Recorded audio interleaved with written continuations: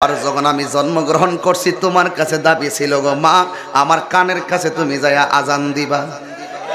আবার যখন বয়স 7 দিন আমার আশা ছিল তুমি সুন্দর একটা নাম রাখবা। আবার বয়স যখন 5 আমার টার্গেট ছিল তুমি আমারে দুনিয়ার শিক্ষা না দিয়া প্রথম কোরআন শিক্ষাটা দিবা। আমার বয়স যখন 7 তখন আমার ইচ্ছা ছিল তুমি আমারে মসজিদে পাঠাইবা। আমার বয়স যখন 10 আমার ইচ্ছা ছিল তুমি আমারে ফিডাইয়া মসজিদের মধ্যে পাঠাইবা। আমার বয়স যখন 12 তখন ইচ্ছা ছিল আমারে এমন একটা লাইন ধরাইবা যে এই লাইন দিয়ে আমি আল্লাহ রাসূলকে খুঁজে বের করতে পারি। আমার বয়স যখন 15 আমার শিক্ষা জীবনের এমন একটা সিলেবাস তুমি আমার হাতে দেওয়ার দরকার ছিল আমি যেন বাকি জীবনটা এই দাসে নিজেকে গঠন করতে পারি। কিন্তু তুমি আমার পেটে রাইখা পড়লা না কোরআন তেলাওয়াত, দেখছো চোখে স্টার জলসা, আর তুমি আমার জন্মগ্রহণ করাইয়া নাম রাখলা আব্দুর রহমান, রাখো নাই নাম রাখছো বুলেট। আমারে তুমি তখন 7 দিনের মাথায় তুমি আমার আকিকাও করো নাই, তুমি ঠিকই আনন্দ উল্লাস করেছ। আমার বয়স যখন 7 তুমিও নামাজ পড়ো নাই, আমারও নামাজের কথা বলো নাই। আমার বয়স যখন 12 তুমি আমারে কিন্ডার গার্ডেনে পড়াইয়া আধুনিক শিক্ষায় আমারে পাগল বানাইয়া ফেলাইছো, আমি কোরআনের শিক্ষা পাই নাই। আমার বয়স যখন 15 আমার ইচ্ছা ছিল আমি প্রথম ধাপের শিক্ষাটা কোরআনের আলোকে আমি নিজেকে গুছাইয়া নেব, কিন্তু তুমি আমাকে 15 বছরের মাথায় আমার হাতে একটা অটোরিকশা তুইলা দিছো। এই জন্য মা আমি দায়ী না, অভিভাবক হিসাবে তোমরাই দায়ী। তোমাকে কবরে যাওয়া লাগবে, কখন কোন জায়গায় তোমার মরণ হবে তুমি জানো না। গত কিছুদিন আগে সিলেটের জমিনে 5 দিন হলো সিলেটের জমিনে একটা এনআই বাস আর একটা হলো লন্ডন এক্সপ্রেস, দুইটা খুব দামি বাস পরস্পরের মধ্যে মুখোমুখি হয়েছে। জায়গার নাম হলো সিলেট রশিদপুর।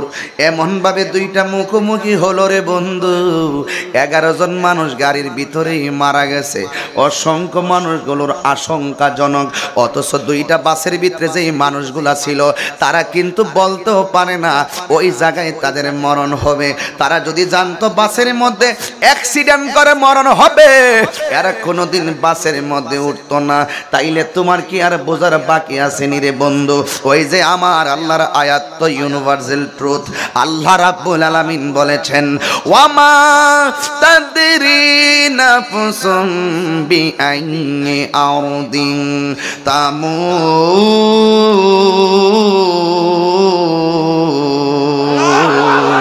ইবাদতের জন্য জীবনটা দিমু না, পরের জীবনটা দিমু।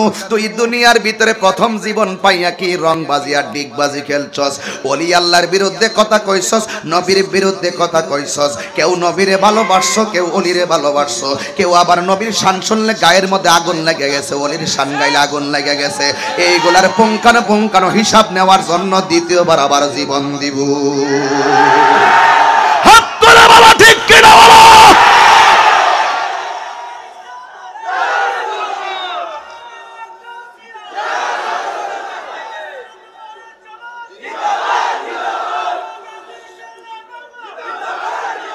সুন্দর পৃথিবী ছেড়ে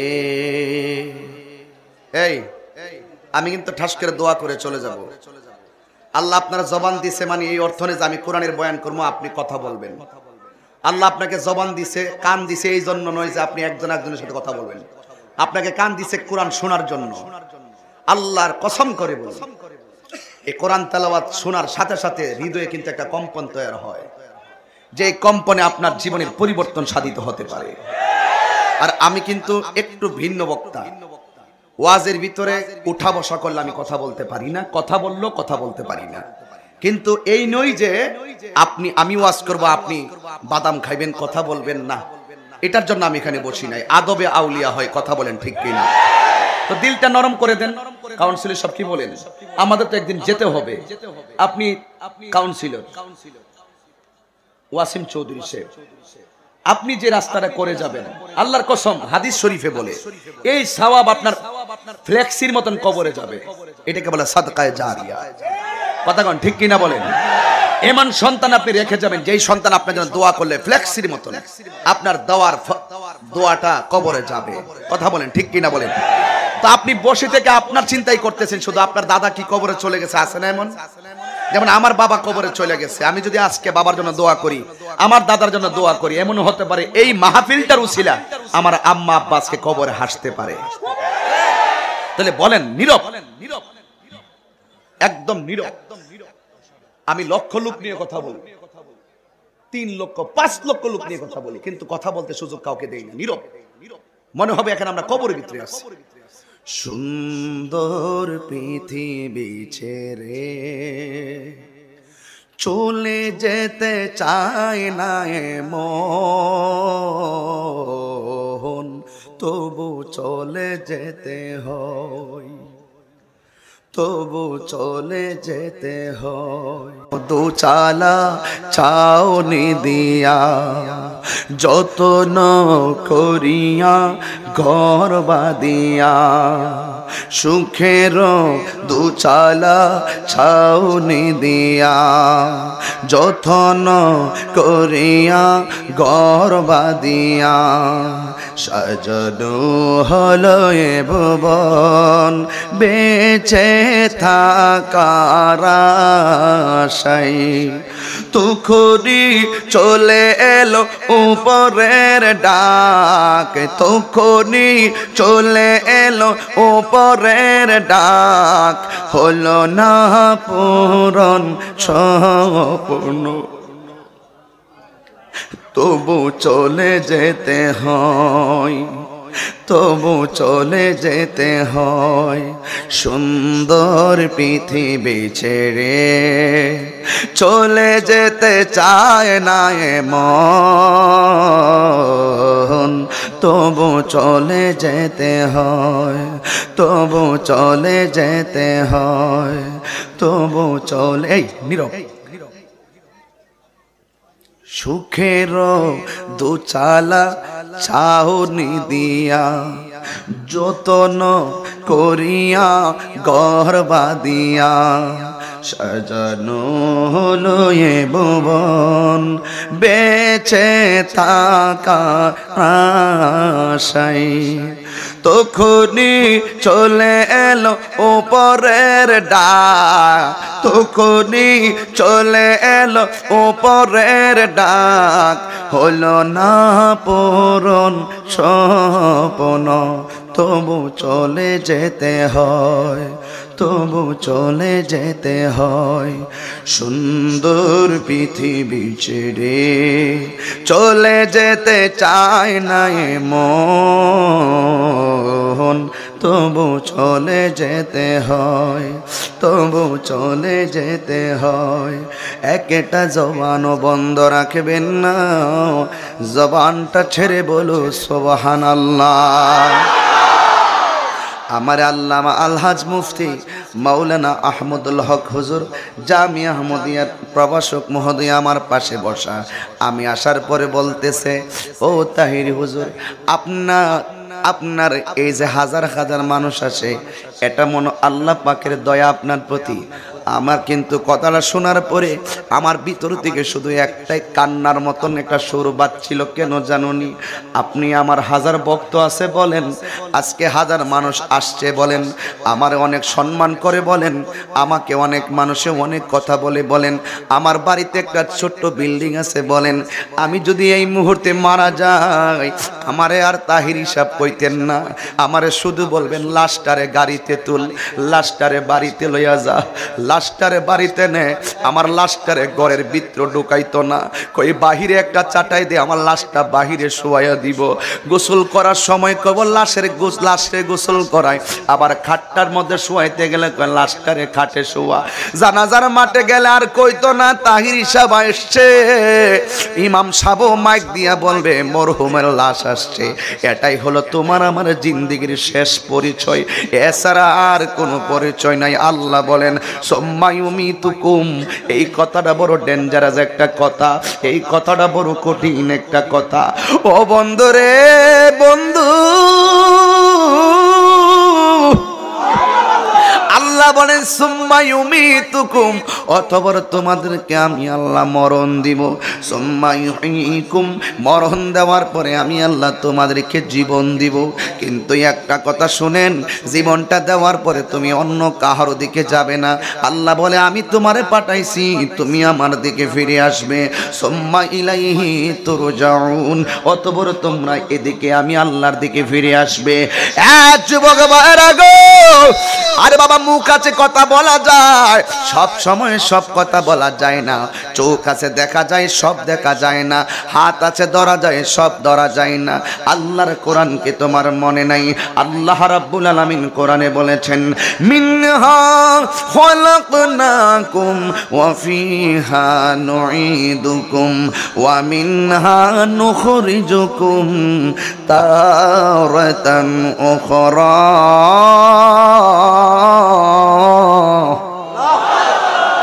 তোমাকে কবরে যাওয়া লাগবে, কখন কোন জায়গায় তোমার মরণ হবে তুমি জানো না। গত কিছুদিন আগে সিলেটের জমিনে 5 দিন হলো, সিলেটের জমিনে একটা এনায়া বাস আর একটা হলো লন্ডন এক্সপ্রেস, দুইটা খুব দামি বাস পরস্পরের মধ্যে মুখোমুখি হয়েছে। জায়গার নাম হলো সিলেট রশিদপুর। এমনভাবে দুইটা মুখোমুখি হলো রে বন্ধু, 11 জন মানুষ গাড়ির ভিতরেই মারা গেছে। অসংখ্য মানুষগুলোর আশঙ্কাজনক। অথচ দুইটা বাসের ভিতরে যেই মানুষগুলা ছিল তারা কিন্তু বলতেও পারে না ওই জায়গায় তাদের মরণ হবে। তারা যদি জানতো বাসের মধ্যে অ্যাক্সিডেন্ট করে মরণ হবে, এরা কোনোদিন বাসের মধ্যে উঠতো না। তাইলে তোমার কি আর বোঝার বাকি আছে নি রে বন্ধু? ওই যে আমার আল্লাহর আয়াত তো ইউনিভার্সাল ট্রুথ। আল্লাহ রাব্বুল আলামিন বলেছেন, ওয়ামা তাদরি নাফসুম বিআইয়ি আরদিন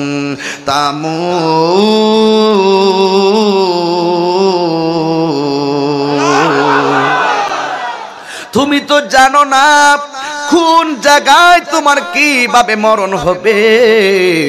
এই জন্য যুবক ভাইরা আমার, সদা সর্বদা মরণের জন্য প্রস্তুতি গ্রহণ করে রাখো।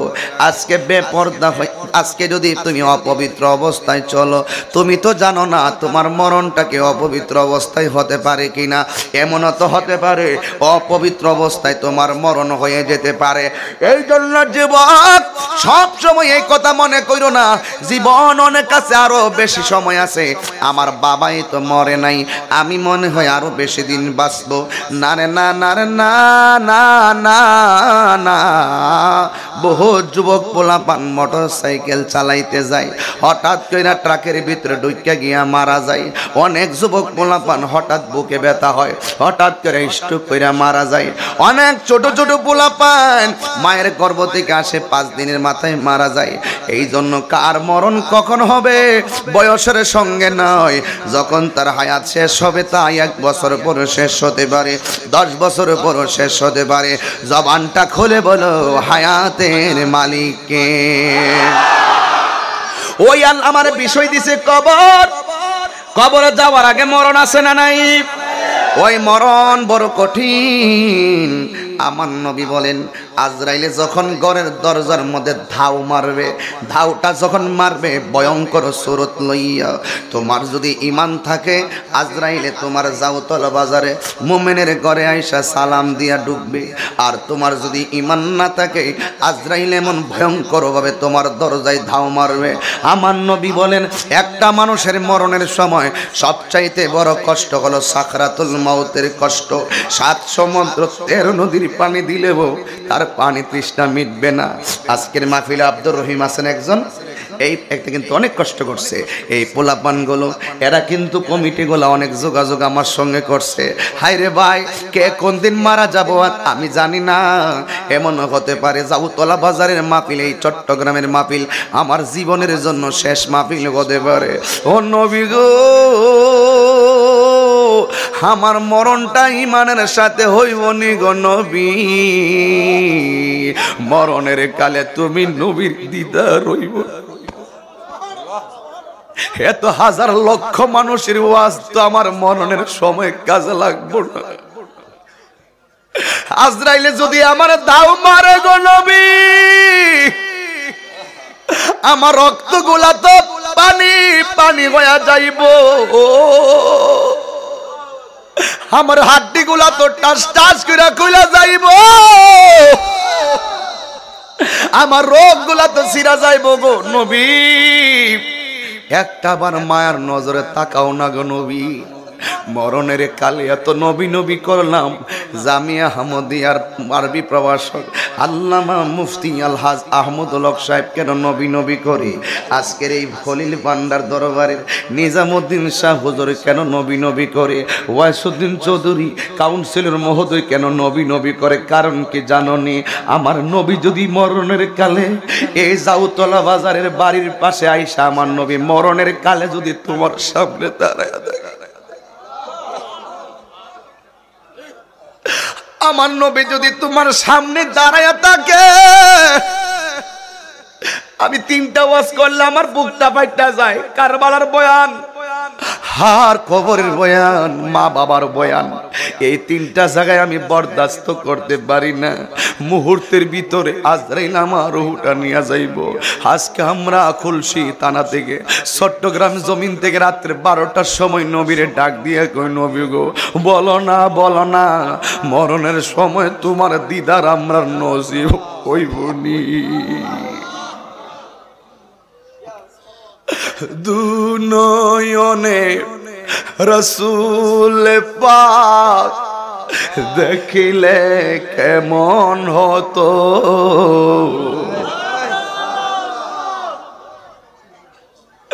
দুনয়নে রসুল পাক দেখিলে কেমন হতো, জন্ম আমার নবীর যুগে হলে কেমন হতো।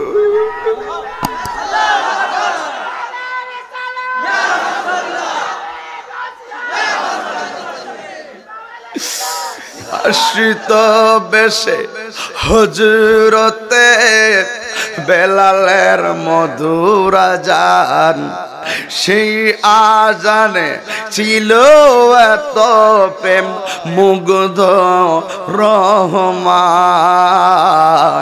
দয়াল নবীর পিছে নামাজ পড়লে কেমন হতো। ও নবী গো, নবী গো, ও চট্টগ্রামের মানুষ, জবানটা খুলে নবীরে ডাক দিয়া কও না ইয়া রাসূলুল্লাহ। সাহাবারা দৌড়ায়া দৌড়ায়া নবীর পিছে নামাজ পড়ছে, আর আমরা 1450 বছর পর ওই নবীর লাগা কান্দি। নবী গো, ও মায়ার নবী, আমরা কবরের আযাব সহ্য করতে পারতাম না গো নবী।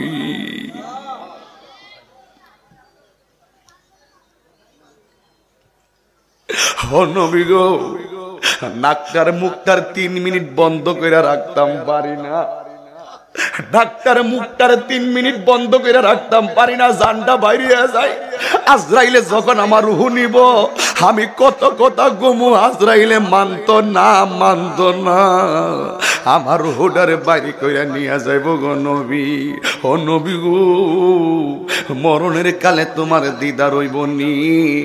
আমি 12 বছর আগে একটা সঙ্গীত গাইতাম, দুয়ারে প্রহরিত হইয়া প্রবেশ করলো কে মনে, আর কি দেখা হবে রে চট্টগ্রামবাসী জীবনে, রংমহলে থাকবার বন্ধু এই পালঙ্কে শুইয়া, কোন সন্ধানে মন চোরা ঢুকিবে আসিয়া, দুয়ারে প্রহরিত হইয়া প্রবেশ করলো কে মনে। আমার বাবা আমার পাশে বসে থাকবে, আমার মা আমার পাশে বসে থাকবে, আমার বোন আমার পাশে বসে থাকবে, কিন্তু এত বড় আজরাইল কোন সময় কোন সেকেন্ডে আমার ঘরের ভিতরে ঢুইকা আমার রূহটা নিয়ে যাইব, ঘরের মানুষ একটাও টের পাবে না। কথা বলেন ঠিক কিনা? এই জন্য আমি মারা যাব, একদিন তো আমি মরেই যাব। আপনি তো একদিন মারাই যাবেন, কিন্তু মরণটা আসার আগে আমরা আল্লাহ চিনতে হবে, নবী চিনতে হবে, নিজের জীবনকে গোছাইতে হবে। মারা যাওয়ার পরে তোমাকে কবরে নিবে, বেঈমান হইয়া গেলে কোনো উপায় থাকবো না রে। ইমানদারের কাছে যখন আজরাইল আসে, ইমানদারের মাথার পাশে আজরাইল এসে বসে, বৈশা ইমানদারের মাথার চুলের মধ্যে চিরুনি দিয়া আঙ্গুল দিয়া আশ্রাইয়া দে, আর কানের কাছে আজরাইলে মুখটা দিয়া কয়, ও আল্লাহর বান্দা, তোমার রুহটা এখন নিয়া যামো। ইমানদার কইব, আর দেরি কইরেন না, আমার রুহটা তাড়াতাড়ি লইয়া যান, আমি আমার মনিবের সঙ্গে দিদারের জন্য মনটা পাগল হইয়া রইছি। আর হাত তুলে আল্লাহু আকবার বলো।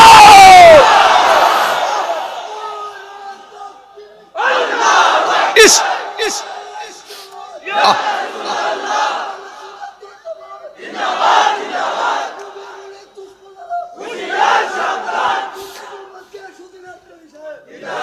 ইমানদারের মাথার কাছে আইসা যখন কানের কাছে মুখটা লাগাই কথা বলবে, আল্লাহ আরেকটা ফেরেশতা পাঠাইব। ওই ফেরেশতার হাতের মধ্যে একটা আতর, ওই ফেরেশতার হাতের মধ্যে একটা আতরের বোতল থাকবে, সুগন্ধি থাকবে। ওই ফেরেশতার হাতের মধ্যে একটা সাদা কাপড় থাকবে। এই কাপড় আর সুগন্ধি নিয়ে ইমানদারের কাছে আসবে। আজরাইলে বসবে মাথার পাশে, আর ওই ফেরেশতাটা বসবে দুইটা চোখের মাঝখানে আইসা বসবে। বৈশা সুগন্ধিযুক্ত কাপড়টারে ইমানদারের নাকের কাছে লাগাইয়া রাখবো। কেন লাগাইবো জানুনি? একটা মাত্রই কারণ হলো একটাই, ইমানদার রুহটা যখন নিয়ে যাবে, ওই ফেরেশতার সুগন্ধির ঘ্রাণ নিতে নিতে সন্তান যেমনে মায়ের স্তন থেকে দুধ পান করতে করতে ঘুমায়া যায়, টের পায় না। ওই ফেরেশতাটার সুগন্ধিটা ইমানদারের নাকের মধ্যে লাগাইয়া ধীরে ধীরে ঘুমায়া যাবে। আমার আল্লাহ বলবেন, ও ফেরেশতা, আমার পাগলের রুহটা কবজ করার পরে তুই সাদা কাপড়ের মধ্যে লইবি। আমি যদি মারা যাই, বাজার থেকে কাফন আনবে কেন জানেননি? আমার বডিটারে পেজ দিয়া কবরে নামাইবার লাইগা। এই জন্য আল্লাহ রাব্বুল আলামিন বলেন, আমার ইমানদারের রুহটারে তুই সাদা কাপড়ের মধ্যে বাইন্ডিং করবি, বাইন্ডিং কইরা তুই উপরে নিয়ে আসবি। আর ইমানদারের বডিটারে বাইন্ডিং কইরা কবরে দেওয়ার জন্য বাজারের কাপড় আনে। দুইটা কাপড়ের পার্থক্য কি? ইমানদারের রুহটারে যখন সাদা কাপড় দিয়া বাইন্ডিং কইরা নিয়ে যাই, প্রথম আকাশে গেলে ফেরেশতারা সালাম দেয়, দ্বিতীয় আকাশে গেলে ফেরেশতারা সালাম দেয়, তৃতীয় আকাশে গেলে ফেরেশতারা সালাম দেয়। ওই রূহটার ব্যাপারে আমার আল্লাহ কোরআনে বলেছেন, ইয়া আইয়াতুহান নাফসুল মুতমাইন্না ইরজিই ইলা রাব্বিকা রাদিয়াতাম মারদিয়া ফাদখুলি ফি ইবাদি ওয়াদখুলি জান্নাতি।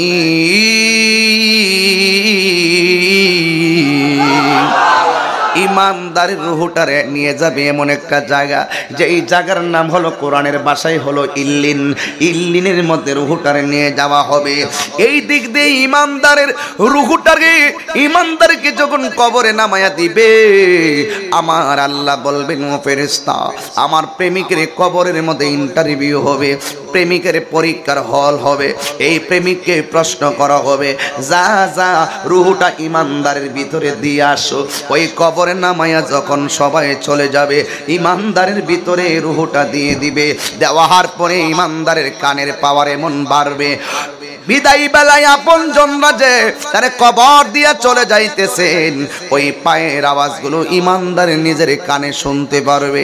তারা আপন জনরা বিদায় নিয়ে যাইতেছে। বেশি লম্বা করব না রে বাবা, শুধুমাত্র কথাগুলো বোঝার জন্য বলতেছি। এবার ইমানদারের ভিতরে রুহটা যখন দেওয়া হবে, ইমানদার কবরে যখন জাগ্রত হবে, ওই মুহূর্তে দুইজন ফেরেশতা কবরে নামবে। নামার পরে তারে সুন্দর করে কবরে সালাম কালামে বসাবে। বসাইয়া ইমানদারে প্রশ্ন করবে। এক নম্বর প্রশ্ন, মার রব্বুকা, তোমার রবকে, ওয়ামা দীনুকা, তোমার ধর্ম কি, ওয়ামা কুনতা তাকুলু ফি হাক্কি হাযার রাজুল, এই লোকটা সম্পর্কে তুমি কি বলতে। এমন ভাবে যখন প্রশ্ন করবে, ইমানদার প্রশ্নের উত্তর দিয়া দিবে। এমন সুনসিব কার হইতে পারে রে? ইমানদারে যখন প্রশ্নের উত্তর গোলা দিয়া দিবে, আল্লাহ ডাক দিয়া বলবে, ফেরেশতারা, ও ফেরেশতারা, আমার প্রেমিক কবরে ঘুমাইব, জান্নাতের একটা বিছানা নিয়ে বিছাইয়া দে। এবার ইমানদারের নিচে আইনা জান্নাতের বিছানাটা বিছাইয়া দিবে। দেওয়ার পরে গালিচার মধ্যে ইমানদার ঘুমানোর জন্য শুইবে, কিন্তু শোয়ার সাথে সাথে ঘুম আসবে না। যেই কোনো দাবি খাটের মধ্যে বলেন আর বিছানার মধ্যে বলেন, শুইলেই কিন্তু সাথে সাথে ঘুম আসে না। ইমানদারে ওই বিছানার মধ্যে যখন শুইবে, ও বন্ধুরে, শোয়ার পরে ইমানদারের দেখবে একটা হাওয়া আসতেছে কবরে। এই হাওয়াটা অন্য কোনো দুনিয়ার বাতাস না, আমার আল্লাহ জান্নাতি একটা হাওয়া তার কবরে জারি করে দিবে। এই হলো ইমানদারের এক নাম্বার পজিশন বিছানা করে দিবে আমার আল্লাহ। 2 নম্বর জান্নাতে হাওয়া ঢুকবে। এবার ইমানদার সুন্দর করে বিছানার মধ্যে শুয়ে যাবে, কিন্তু তিনি ডান কাত যখন হবে, ডান কাত হওয়ার পরে দেখবে সুন্দর একটা নূরের বাতি জ্বলতেছে, সুন্দর একটা নূরের বাতি জ্বলতেছে। ওই মুহূর্তে ইমানদার ডাক দিয়া বলবে, তুমি কে? এত সুন্দর করে আমার কবরে আলো দিতেছো। কই, আমি কেউ না, আমারে আল্লাহ পাঠাইছে। তুমি কোথায় থেকে আমার কবরের মধ্যে আযাব দিতেছো? ওই আলো ডাক দিয়া বলবে, আমার চিনোনি, আমি অন্য কেউ না, আমি তোমার কবরে যা আলো দিতেছি, আমি হইলাম তোমার দুনিয়ার সব নেক আমল। আর জোরে জোরে কোন আল্লাহু আকবার। এরপরে ইমানদার বাম কাত হবে। বাম কাত হওয়ার পরে ইমানদার দেখবেন আর একটা আলো জ্বলতেছে। এবার ওই আলোকে ইমানদার ডাক দিবে, আলো রে, তুমি কে গো? আমার কবরের মধ্যে আবার তুমিও এই পাশ দিয়ে আলো দিতেছো। ওই আলো ডাক দিয়া বলবে, আমি দুনিয়ার কারেন্টের আলো নয়, আমি দুনিয়ার চাঁদের আলো নয়, সূর্যের আলো নয়, কোনো আলো নয়, অর্থাৎ কোনো আলো নয়। আমার চিনুনি কেডাই? আমি হইলাম তোমার দুনিয়ার কোরআন তেলাওয়াত। আর জোরে জোরে কোন আল্লাহু আকবার। তাহিরির বয়ান শুনলেই চলবে না, তাহিরি যে কথাগুলা বলে সেই কথাগুলা মানা লাগবে গো। ও মা, তোমার ঘরের ভিতরে আমি এখন বললাম কবরের ভিতরে এক পাশ দিয়ে কোরআন তেলাওয়াত আলো দিতেছে, কিন্তু আমি যদি হিসাব মিলাইয়া দেখি অনেক ঘরের ভিতরে কোরআন আছে, আবার অনেক ঘরে কোরআনই নাই। অনেক ঘরে কোরআন আছে, টেলিভিশনটা প্রতিদিন পরিষ্কার হয়, কিন্তু কোরআন শরীফটার গিলাপটা একবারে ময়লা হইয়া ঘরের কোণার মধ্যে পইরা থাকে। আল্লাহর কসম করে বলি, যেই ঘরে কোরআন আছে কিন্তু কোরআন তেলাওয়াত নাই, ওই ঘরের ভিতরে আল্লাহর রহমত আসতে পারে না। এই জন্য মা, তোমার টেলিভিশনটা তো তুমি ঠিকই পরিষ্কার করো গো মা। ও মা, তোমার ঘরের মধ্যে সুপার সেট না হলে তোমার ঘর সুন্দর লাগে না, তোমার এক কোণায় শোকেস না হলে তোমার ভালো লাগে না, স্টিলের আলমারি না হলে তোমার ভালো লাগে না। এ মা, তোমার ঘরটা টাইলস না হলে তোমার ভালো লাগে না। তোমার নিজের নকল ঘরের সৌন্দর্যের জন্য কত কিছু তুমি ব্যবহার করলা, একবার ভাবছনি তোমার আসল ঘরটারে তুমি কেমনে সাজাইবা? তোমার আসল ঘরটারে টাইলস দিয়া ফাক্কা করলে তুমি শান্তি পাইবা না, যদি তোমার ঈমান আমল ঠিক না থাকে। কথা বলেন ঠিক কিনা? আর জবান খুলে কোন ঠিক কিনা? এই জন্য মাগো, ও মা, আমরা তোমার সন্তান, তুমি যদি ভালো হও তোমার সন্তান ভালো হবে। কথা বলেন ঠিক না বেঠি? আমার যখন তোমার পেটে রাখছিলা, পেটের ভিতর থেকে আমার দাবি ছিল তুমি মুখ দিয়া খারাপ কথা বলবা না, মুখ দিয়া কোরআন তেলাওয়াত করবা। আবার যখন আমি জন্মগ্রহণ করছি তোমার কাছে দাবি ছিল গো মা, আমার কানের কাছে তুমি যায়া আজান দিবা। আবার যখন বয়স 7 দিন, আমার আশা ছিল তুমি সুন্দর একটা নাম রাখবা। আবার বয়স যখন 5, আমার টার্গেট ছিল তুমি আমারে দুনিয়ার শিক্ষা না দিয়ে প্রথম কোরআন শিক্ষাটা দিবা। আমার বয়স যখন 7, তখন আমার ইচ্ছা ছিল তুমি আমারে মসজিদে পাঠাইবা। আমার বয়স যখন 10, আমার ইচ্ছা ছিল তুমি আমারে ফিডাইয়া মসজিদের মধ্যে পাঠাইবা। আমার বয়স যখন 12, তখন ইচ্ছা ছিল আমারে এমন একটা লাইন ধরাইবা যেই লাইন দিয়ে আমি আল্লাহ রাসূলকে খুঁজে বের করতে পারি। আমার বয়স যখন 15, আমার শিক্ষা জীবনের এমন একটা একটা সিলেবাস তুমি আমার হাতে দেওয়ার দরকার ছিল, আমি যেন বাকি জীবনটা এই দাসে নিজেকে গঠন করতে পারি। কিন্তু তুমি আমার পেটে রাইখা পড়লা না কোরআন তেলাওয়াত, দেখছো চোখে স্টার জলসা, আর তুমি আমার জন্মগ্রহণ করাইয়া নাম রাখলা আব্দুর রহমান, রাখো নাই নাম রাখছো বুলেট। আমারে তুমি যখন 7 দিনের মাথায় তুমি আমার আকিকাও করো নাই, তুমি ঠিকই আনন্দ উল্লাস করেছ। আমার বয়স যখন 7 তুমিও নামাজ পড়ো নাই, আমারও নামাজের কথা বলো নাই। আমার বয়স যখন 12 তুমি আমারে কিন্ডার গার্ডেনে পড়াইয়া আধুনিক শিক্ষায় আমারে পাগল বানাইয়া ফেলাইছো, আমি কোরআনের শিক্ষা পাই নাই। আমার বয়স যখন 15 আমার ইচ্ছা ছিল আমি প্রথম ধাপের শিক্ষাটা কোরআনের আলোকে আমি নিজেকে গুছাইয়া নেব, কিন্তু তুমি আমাকে 15 বছরের মাথায় আমার হাতে একটা অটো রিক্সা তুইলা দিছো। এই জন্য মা আমি দায়ী না, অভিভাবক হিসাবে তোমরাই দায়ী।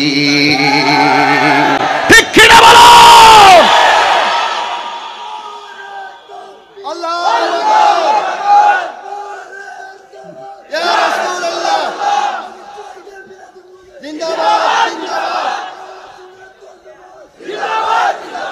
এটা হলো সন্তানের প্রতি অভিভাবকের দায়িত্ব। কথা কোন ঠিক কিনা বলেন? আপনার ছেলে স্কুলে যাই আপনার সন্তান কার সঙ্গে চলাফেরা করে আপনি খবর নিতে হবে। আপনি পরীক্ষার ফি দিচ্ছেন, আসলে ফিটা কত আপনার খবর নিতে হবে। আপনার প্রয়োজনের বাইরে এত টাকা দিয়া কি করবে হিসাব দেওয়া লাগবে। ও মা, টাকা দিলেই অভিভাবকত্ব হয় না। ও বাবা, টাকা দিয়া একেবারে ফ্ল্যাটের মধ্যে নিয়ে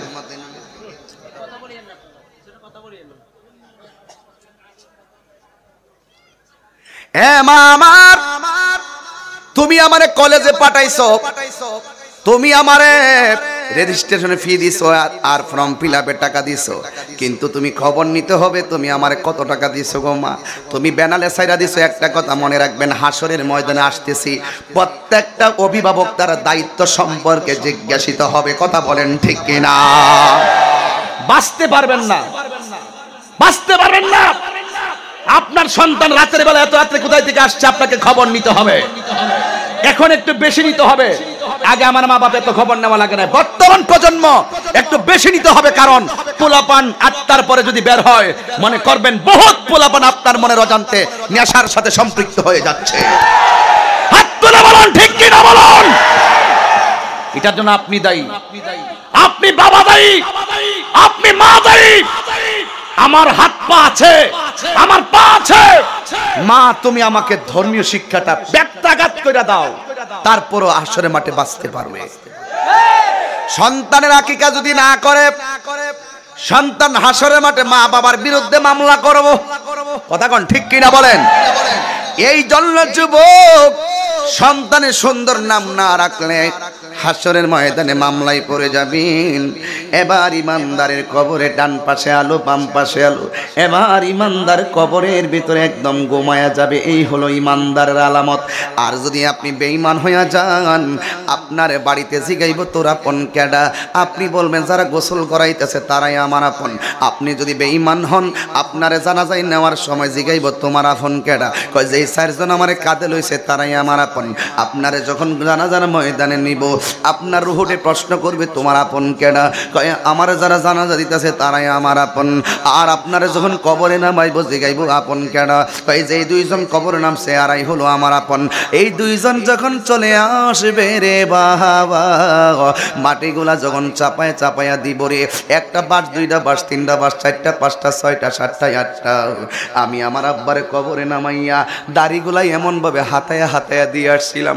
যখন বাসগুলা একটার পর একটা দিছে, উপর থেকে তাকায় দেখলাম এত ফর্সা কবরটা ছিল, আস্তে আস্তে বাসের কারণে অন্ধকার হয়ে গেছে।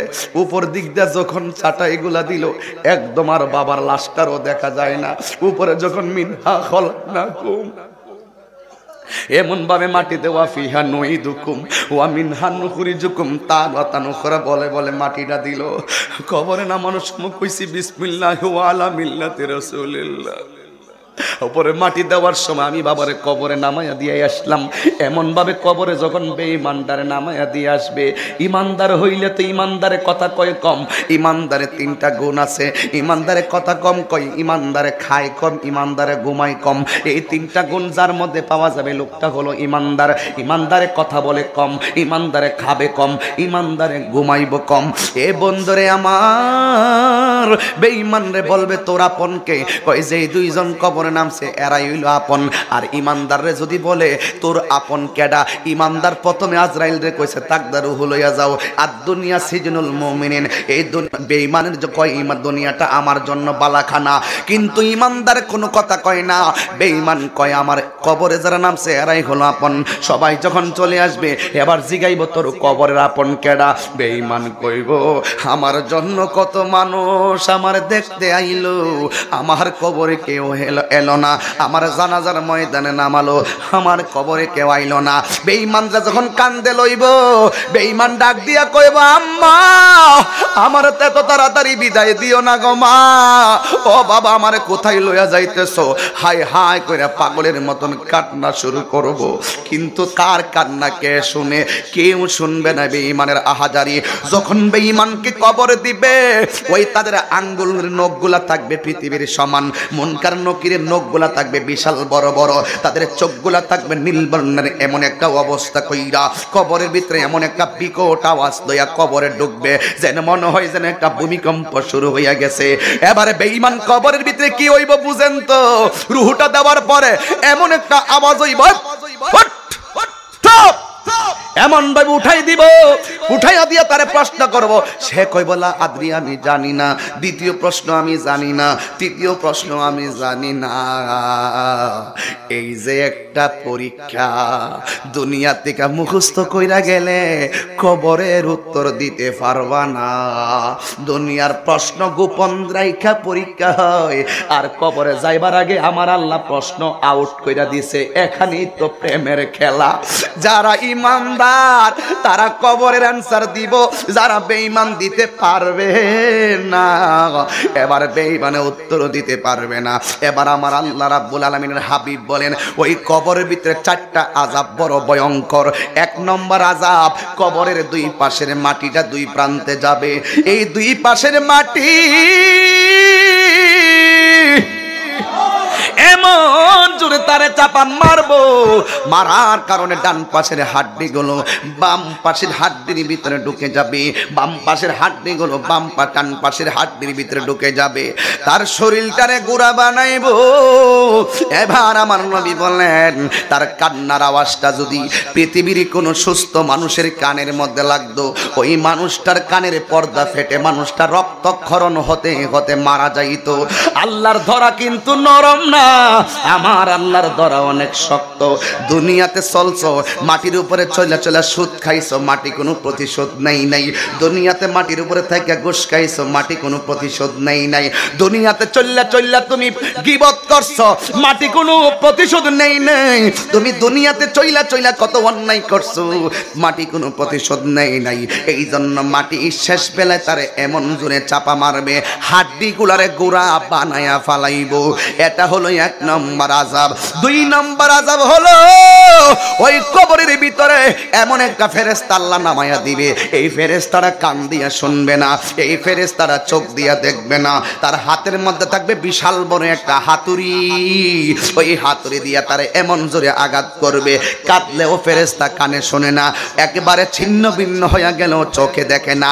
70 গজ মাটির নিচে নিয়ে ঢুকাইয়া দিব। যুবকের দল, এই ওয়াজ কিন্তু বাকি ওয়াজ নগদ না। নগদ বুঝবা সেই দিন যখন তুমি মারা যাইবা। ওই কবরে গেলে কিন্তু খবর আছে, আমার আল্লাহর ধরা কিন্তু নরম না, আমার আল্লাহর ধরা অনেক শক্ত। আমার আল্লাহ রাব্বুল আলামিন কোরআনে বলেন ইন্না বাতুশা রাব্বিকা লাশাদীদ।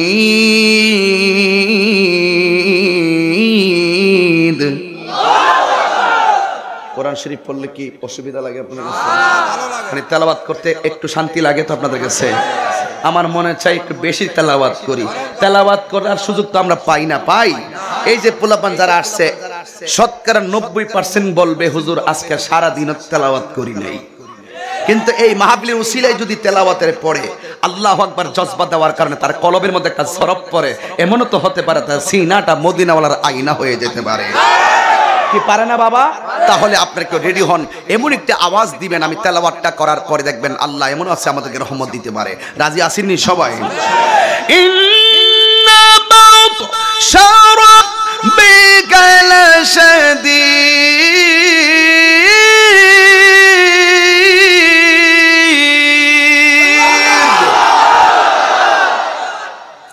অসুবিধা লাগছে আপনাদের? সত্যি অসুবিধা লাগছে? এরপরে আমার আল্লাহ কি কয় দেখেন, ইন্নাহু হুয়া ইউবদিউ ওয়া ইউঈদ। তোমার শুরু তোমার শেষের মালিক একজন, জবান খুলে বলুন তিনি কে?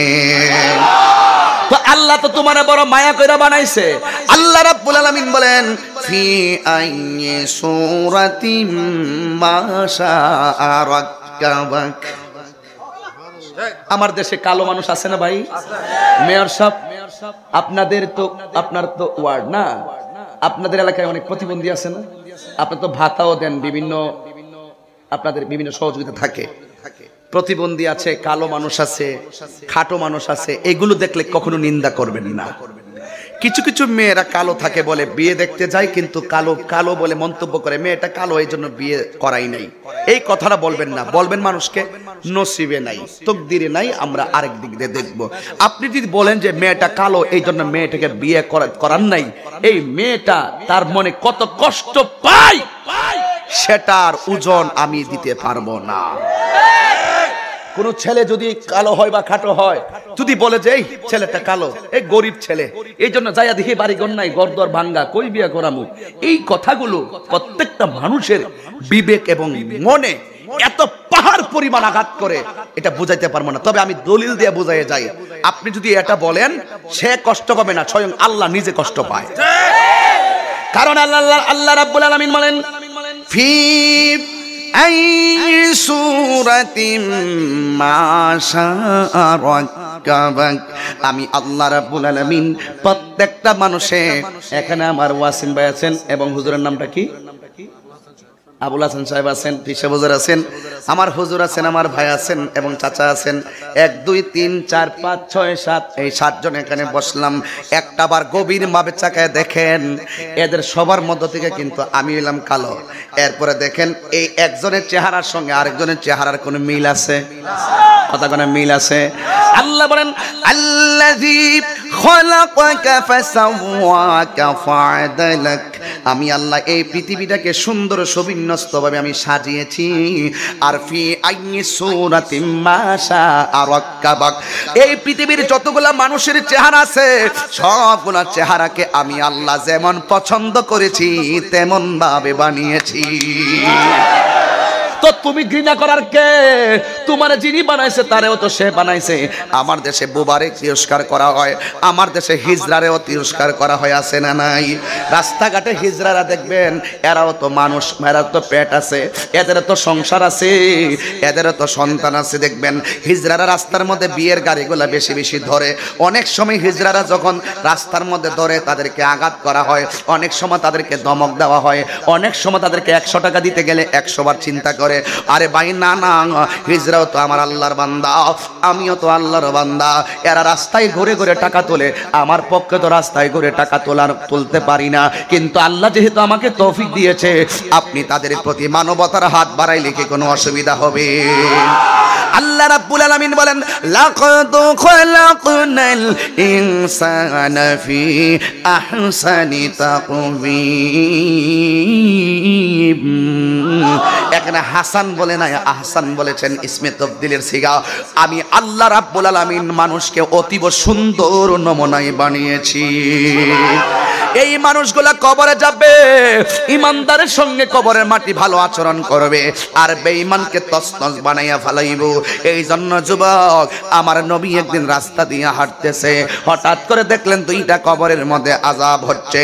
আমার নবীজি 2টা কবরের ভিতরে 2টা খেজুরের ডাল তিনি গেড়ে দিলেন, আর বলে দিলেন যতক্ষণ পর্যন্ত খেজুরের ডালগুলো কাঁচা থাকবে ততদিন পর্যন্ত কবরে আযাবটা হালকা হবে।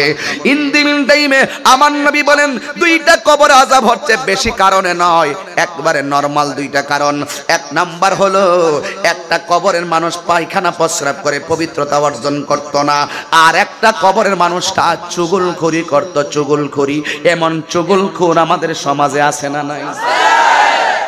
কাউন্সিলর সাহেবরে বলি, আপনার সঙ্গে বহুত লোক চলছে, আপনার সঙ্গে ওয়ার্ক করছে, আপনার সঙ্গে ঘুরছে, কিন্তু ফাঁকিতে কিছু মানুষ আছে সব সময় আপনার সঙ্গে ছিল, কিছু মানুষ গোপনে আবার আপনার সঙ্গ ছাইরা অন্যদিকে পর্যন্ত চলে গেছে। আমি তাহিরি এই এলাকায় আসার আগে দোকানপাটে কত আলোচনা হয়েছে সেটা আমার একটা ধারণা আছে। এটা হলো আমার একটা বাস্তব অভিজ্ঞতা থেকে বলি, মানে বাস্তব যে অভিজ্ঞতা। ভাই, সমাজের মধ্যে আমার রাসূল বলেন কাফেরের চাইতে মুনাফিক সবচাইতে খারাপ। হাত তোলা বলুন, ঠিক কি না বলুন? এই মুনাফিকরা সবচেয়ে বড় ভয়ঙ্কর। কাউন্সিলর সাহেব তবে সাবধান করে যায় আপনাকে বলে যায় খুব সতর্কতার সাথে চলবেন। আপনাকে ক্ষতি করার জন্য দূর থেকে কিন্তু আসবে না, আমাকে ক্ষতি করার জন্য দূর থেকে কেউ যাবে না। আপনার সঙ্গে চলবে, আপনার সাথে খাইবে, আপনার সাথে ঘুরবে। সুযোগ পেলে আল্লামা শহীদ ফারুকীর মতন ঘরে ঢুকে জবাই করে ফেলাইব। এমন মুনাফিক আছে না নাই? খুব সাবধানে চলবেন। আমি বলে যাই নেতৃস্থানীয় যারা, আমাকেও বাসায় থেকে অনেক সতর্ক করে। আমি জানি হায়াতের মালিক আমার আল্লাহ, কিন্তু মুনাফিক কাফের চাইতে আরো ভয়ঙ্কর। আমি তাহিরির ব্যাপারে দোকানে পাটে যে এরকম ভাবে আলোচনা হয় আসার আগে কত কথা যে বলে, এই যে বাবা, এই আমাদের কাউন্সিলর মহোদয় চৌধুরী সাহেব, আপনি একটু বলুন তো, আমি যতক্ষণ কথা বলতেছি আমি কি কোরআন সুন্নাহ আর যুক্তির বাইরে কি একটা কথা বলছি? একটা কথা বলছি। তবে একটা কথা শুনুন, আমার রাসূল বলেন একটা কবরে আযাব হচ্ছে চুগলখোর। এই চুগলখোর সমাজের সবচাইতে নিকৃষ্ট ব্যক্তি। আপনার সামনে আপনার কথা, আরেকজনের সামনে আরেকজনের কথা। এখন বলবেন হুজুর চুগলখোর চিনার উপায় কি? আমি একটু ধরাই দিয়া যাই। আব্দুর রহিম মিয়া কই?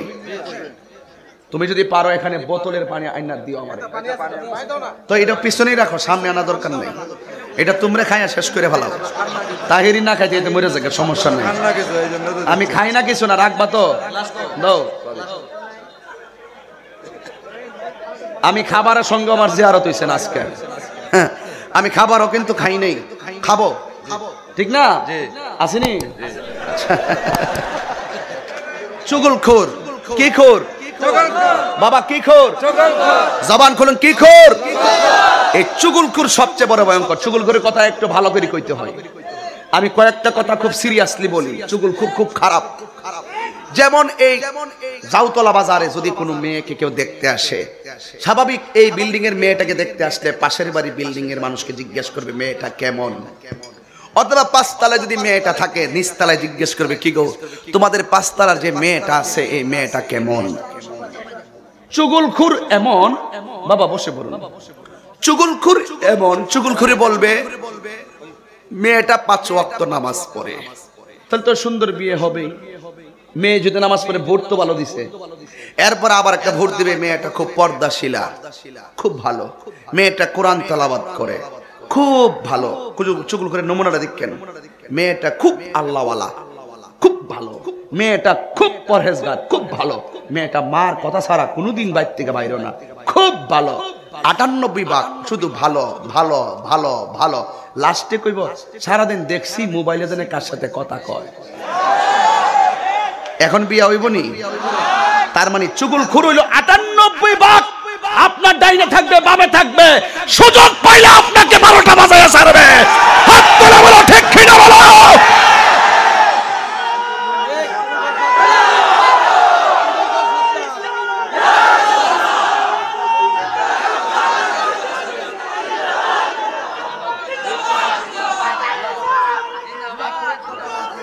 আমি কিন্তু আমার কথা কেউ মাইন্ড করবেন না, কিন্তু পায়ে হাত দিয়ে বলে আমার এই সমস্ত এই ভঙ্গির কথাগুলো আপনারা মাইন্ড করবেন না। আমি যেটা বাস্তব সেটাই বলছি। চুগলখোর আর মুনাফিকদের কারণে দেখবেন সমাজে সবচেয়ে বেশি দ্বন্দ্ব। আর এই চুগলখোররা, এই মুনাফিকরা কোথায় যাবে আল্লাহ বলছেন। আওয়াজ কি জোরে করতে পারবেন? তুমি একটু বসে পড়ো, আর নাহলে টুপি দিয়ে এইভাবে থাকো, ঠিক আছে? চুগলখোর আর মুনাফিকদের জায়গাটা কোথায় হবে দেখেন। ইন্নাল মুনাফিকিনা ফি দারকিল আসফালি মিনান নার।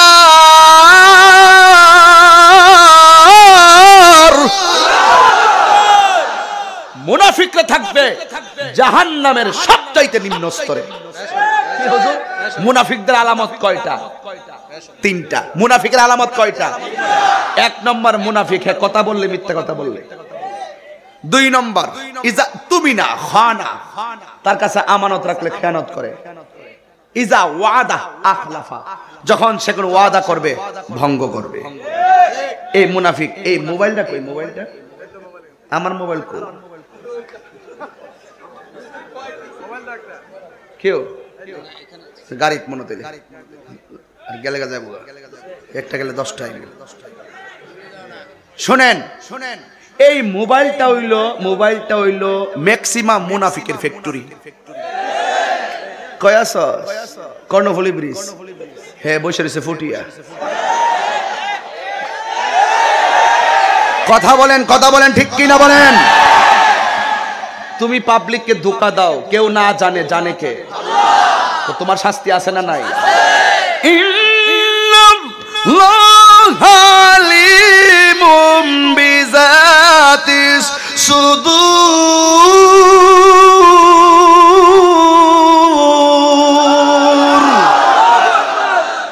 তুমি পটি আসো নাকি কর্ণফুলী আসো, কেউ না জানুক, একজন জানে, জবান খুলে কোন তিনি কে। তো কি লেগে তুমি বন্ধুরে ফাঁকি দাও? তুমি সবারে ফাঁকি দিবা, একজনের কাছে ধরা, জোরে কোন তিনি কে। কৌশল করো না, কৌশল করো না। তাহিরের বিরুদ্ধে কথা কইলে অসুবিধা নাই, নবীর বিরুদ্ধে কথা কইও না। খুব সাবধান, তাহির বিরুদ্ধে কথা বলো, এমন কথা বলো না যে কথায় তোমার পাপ হবে।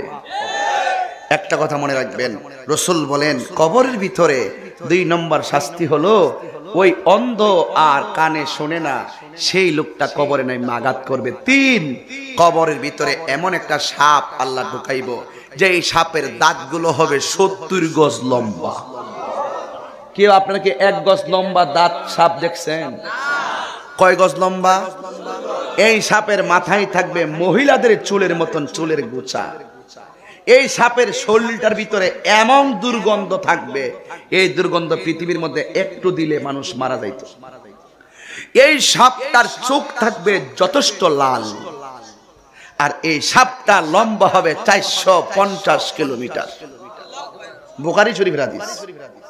আমি যখন হাদিসটা পড়েছিলাম তখন আমার চোখ দিয়ে পানি আসছিল, কেমনে আমি আযাব সইব যদি আমি বেঈমান হই।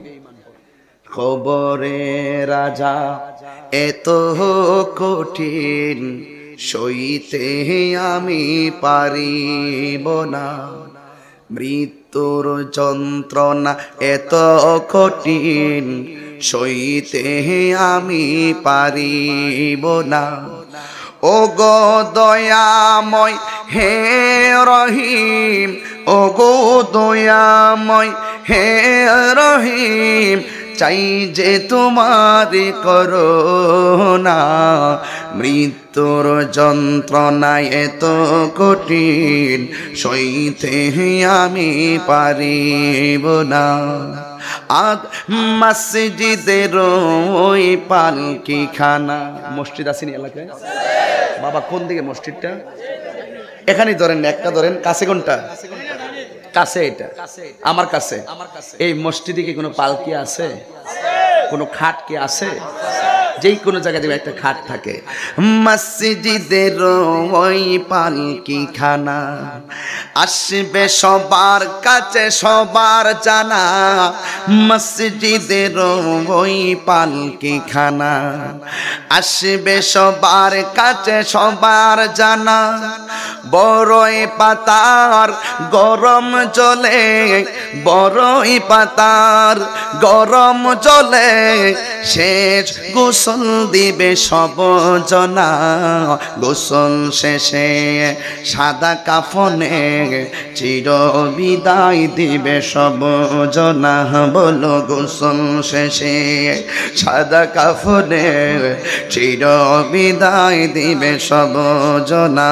বলো মৃত্যু মৃত্যুর যন্ত্রণায় এত কঠিন সইতে আমি পারিব না। ও গো দয়াময় হে রহিম, ও গো দয়াময় হে রহিম, চাই যে তোমার করুণা, মৃত্যুর যন্ত্রণায় এত কঠিন সইতে আমি পারিব না।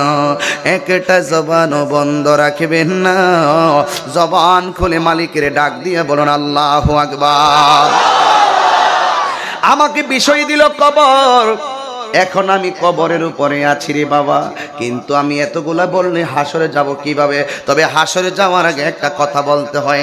আমার নবী বলেন হাসরের ময়দানে উঠবে, কিন্তু মানুষে মারা যাওয়াটা একটা কিয়ামত, কিন্তু এবার পৃথিবীটাও একদিন শেষ হয়ে যাবে, এই পৃথিবী একদিন ফান হয়ে যাবে, কিন্তু কিয়ামতের আলামত কিছু কথা বলা লাগে, কিয়ামতের আলামত কিছু বইলা দিয়া যায়।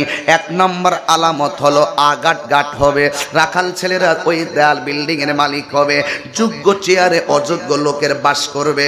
শুধুমাত্র তাই নয়, এলেমের চর্চা কমে যাবে, এলেমের চর্চা কমে যাবে। ও বন্ধুরে, কিয়ামতের আরেকটা আলামত হলো সাধারণ পাবলিকরা শরীয়তের কাছে ফায়সালা দিবে, আলেমদের কোনো মূল্য থাকবে না, আলেমদের মূল্য মানুষে কম দিবে। শুধুমাত্র তাই নয়, জিনা বেবিচার সব বেড়ে যাবে, হত্যাকাণ্ড বেড়ে যাবে, ভূমিকম্প বেড়ে যাবে, এমন কিছু মহামারী আসবে যা কোনোদিন কেউ দেখে নাই। যেমন আমার বাবা, এই বাবা, এই আপনার বয়স কত? হ্যাঁ 64 বছর। কত? 60? বাবা একটা কথা বলি, কষ্ট নিয়েন না। আপনার 64 বছরের জিন্দেগিতে করোনা মহামারীর মতন এমন মহামারী দেখছেননি? এটা কিয়ামতের আলামত। এটা কিসের আলামত? এটা কিয়ামতের আলামত। দেখছেন আপনারা? না আমরা তো দেখছি না, স্বাভাবিক বয়স তেমন না, অর্ধেক তো আপনার বেশি বয়স। এমন কিছু মহামারী আসবে যা কোনোদিন কল্পনাও করতে পারে নাই। এই করোনার মহামারী দিয়ে বোঝা যায় কিয়ামত বেশি দূরে না, খুব কাছে। কথা কোন ঠিক না বেঠি? ইয়াজুজ মাজুজ বড় আলামত। ইয়াজুজ মাজুজ আসবে আর দাজ্জাল আসবে। দাজ্জাল আইসা আপনারে কইবা আমারে আল্লাহ মান। নাউজুবিল্লাহ, জোরে কোন। আল্লাহ কি দুইজন না একজন? একটু বোঝাই দিয়া যায়, নাইলে সমস্যা আছে। আল্লাহ কি দুইজন না একজন? দাজ্জাল আয়া কইবা আমারে আল্লাহ মান, কিন্তু ইমানদাররা বলবে না তুই কাফের। আল্লাহকে দেখা যায় না, ধরা যায় না, ছোঁয়া যায় না। আল্লাহ হলো অদৃশ্য, আল্লাহ হলো গোপন, আল্লাহকে ধরা যায় না, ছোঁয়া যায় না, আল্লাহ হলো গায়েব। এই জন্য যুবক ভাইয়েরা আমার, আল্লাহ রাব্বুল আলামিন তুমি আমাদের হতে পারো না। ইমানদাররা বলবে তুমি আমার আল্লাহ না, আমার আল্লাহ মরণের পরে আমাদেরকে জান্নাত দিব। তুমি যেই জান্নাত দেখাইতেছো এটা নকল জান্নাত, তুমি যে জাহান্নাম দেখাইতেছো এটা নকল জাহান্নাম। আমার নবী বলেন ওই দাজ্জালের মোকাবেলা বংশের জোরে করা যাবে না গো। ওই দাজ্জালের মোকাবেলা সেই দিন ওই টাকার জোরে করা যাবে না। দাজ্জালের মোকাবেলা করতে হবে শুধুমাত্র ঈমানের দ্বারা। কথা বলেন ঠিক কিনা? ওই বড় দাজ্জাল বাইরিব কিয়ামতের আগে, এখনো কিন্তু বাইরিছে না। কিন্তু যদিও ইয়াজুজ মাজুজ বের হয় নাই, দাজ্জাল যদিও বের হয় নাই, কিন্তু দাজ্জালের চাচাতো ভাই কিছু সেমি দাজ্জাল বাইরিছে। কথা কোন ঠিক না বেঠি? সেমি দাজ্জাল আছে না নাই?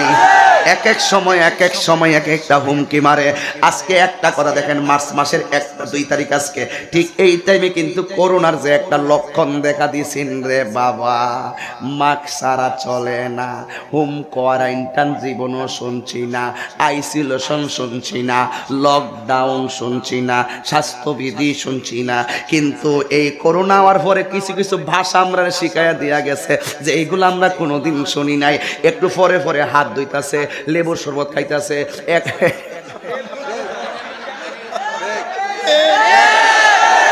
কথা বলেন ঠিক কিনা বলে? বাপরে বাপ।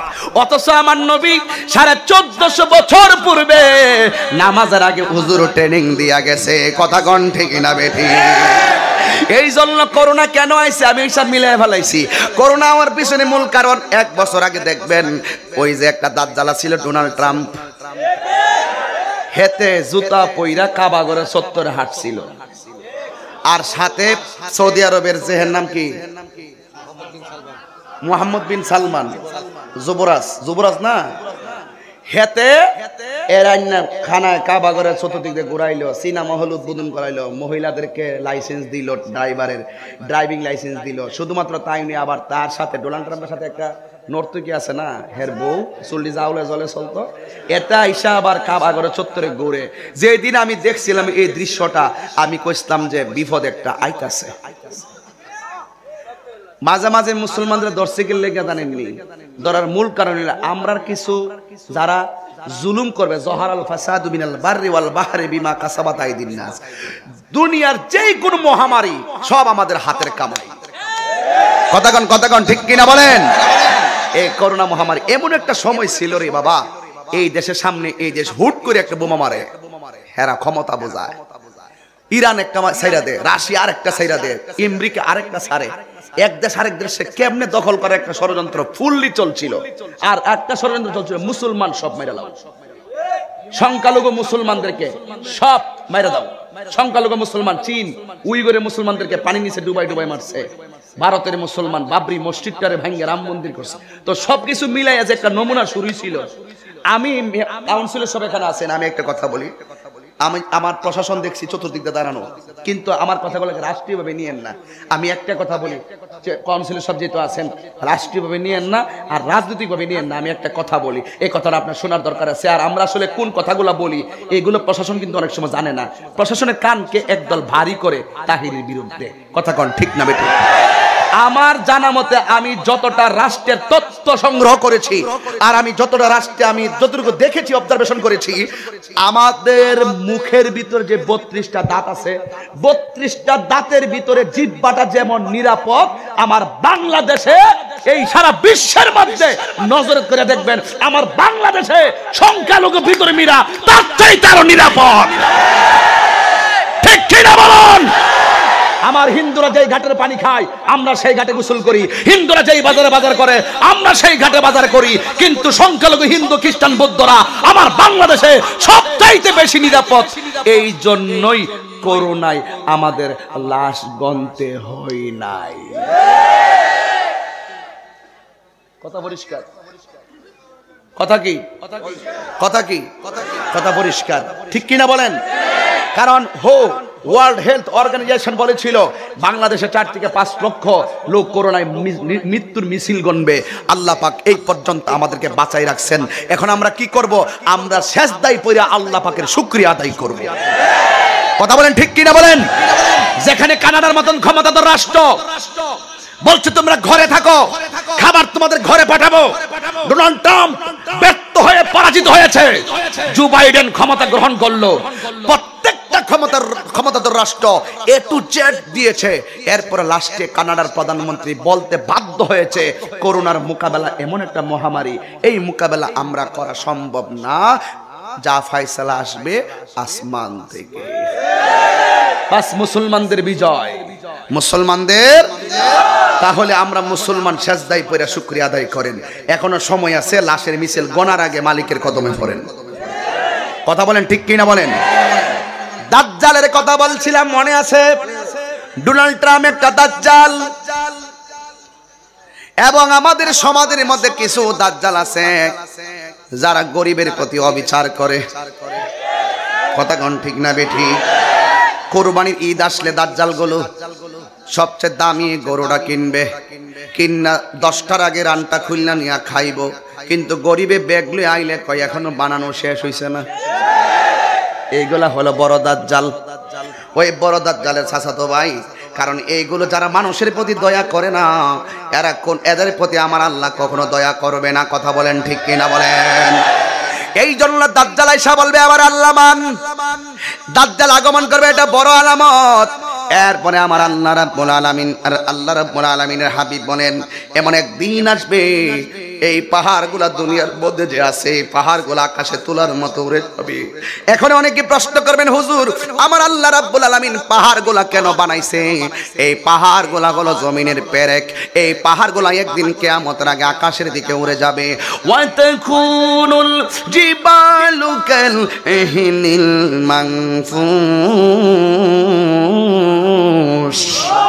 এই পাহাড়গুলো আকাশের দিকে উড়ে যাবে। এটা হলো কিয়ামতের বড় আলামত। এখন বলবেন হুজুর এই জমিনের মধ্যে পাহাড়গুলো আল্লাহ কেন বানাইছে? সূরা নাবার মধ্যে হুজুর আছে না, ওয়াল জিবালা আওতাদা, আমি আল্লাহ পাহাড়গুলো দিয়া জমিনের মধ্যে পেরেক লাগাইছি যেন পাহাড়টা নড়াচড়া করতে না পারে। যখন এই পাহাড়টা আকাশের দিকে উড়ে যাবে, ইযা সুলসিলাতিল আরদু সিলসালাহা, এই জমিনটা তখন কম্পন তৈরি হয়ে যাব, কম্পন শুরু হয়ে যাবে। এমন কম্পন শুরু হবে, ইয়াউমা ইয়াকুনুন নাসু কাল ফারাশিল মাবসুস, তখন মানুষগুলা কীটপতঙ্গের মতন ওড়া শুরু করে দিবে। যখন দুনিয়াটা কম্পন সৃষ্টি হবে, ওই সময় কোন মা থাকবে গর্ভবতী, আবার কেউ থাকবে 8 মাসের গর্ভবতী। ওই মা পেট থেকে সন্তানগুলো বের হয়ে যাবে। এবার সবাই বলবে ওয়াকানাল ইনসানু মালাহা, কি হইল কি হইল, বাচ্চা কেন পেটের ভিতর দিকে পড়ে যাচ্ছে? এ যুবক এই কথাটা বুঝবেন না।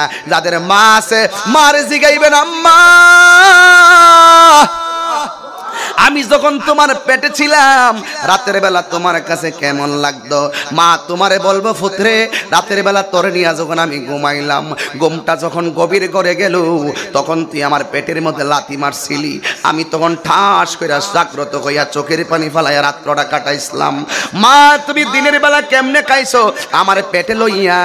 মা বলবে পুত্রে, তুই যখন আমার পেটে ছিলি, আমি যখন মুখের মধ্যে খাবারটা দিব, ওই মুহূর্তে তুই আমার পেটের মধ্যে একটা লাথি মারছিলি, আমার খাবারগুলা রাখা দিয়া মানুষের বলছিলাম আমার মুখের মধ্যে কোনো রুচি নাই।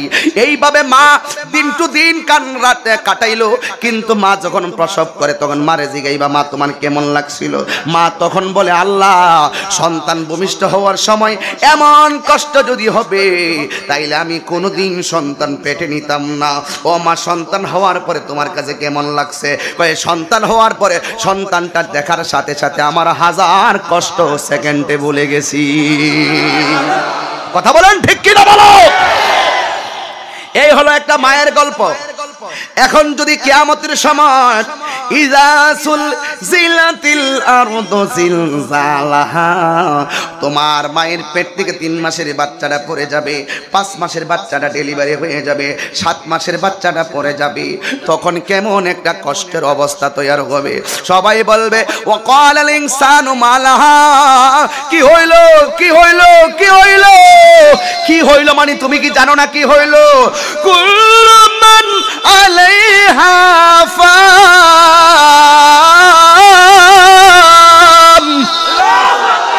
কি হইল তুমি কি বোঝো না? এই পৃথিবী সব শেষ হয়ে যাবে। যিনি ছিলেন তিনি আছেন, তিনি থাকবেন, জবান খুলে বলুন তিনি কে? আমার নবী বলে পৃথিবী শেষ হয়ে যাবে। এখন মানুষগুলো একদিন নিজ কবর থেকে একটা ময়দান উঠবে, ওই ময়দানের নাম হলো হাসরের ময়দান। জমিনটা থাকবে তামা, মাথা রাত বিঘাত উপরে সূর্যটা থাকবে রে বাবা। ওই মাথার মগজগুলো টসটা সিটে সিটে পড়বে। আমার চট্টগ্রামের বাবারা, ও আমার খুলশির বন্ধুরা, শুনে রাখো শুনে রাখো, বেশি লম্বা না, 10 মিনিট সময় দেন, শুধু বোঝার জন্য বলছি, শুধু বোঝার জন্য বলছি, শুধু বোঝার জন্য বলছি। বন্ধু, ওই হাসরের ময়দানে নিজের গ্রামে নিজেরা সাঁতার কাটবে। কেউ গিরা পানিতে সাঁতার কাটবে, কেউ হাঁটু পানিতে সাঁতার কাটবে। আমার নবী বলে হাসরের ময়দানে সবাই উলঙ্গ অবস্থায় উঠবে। আয়েশা সিদ্দিকা রাদিয়াল্লাহু তাআলা আনহা ডাক দিয়া, ইয়া রাসূলুল্লাহ, নবী গো, উলঙ্গ অবস্থায় যদি উঠে একজনের লজ্জাস্থান আরেকজনের দেখবে, এটা কেমন লাগে গো নবী? আমার নবী বলে, আয়েশা না রে, না না না না, হাসরের ময়দানে উঠবো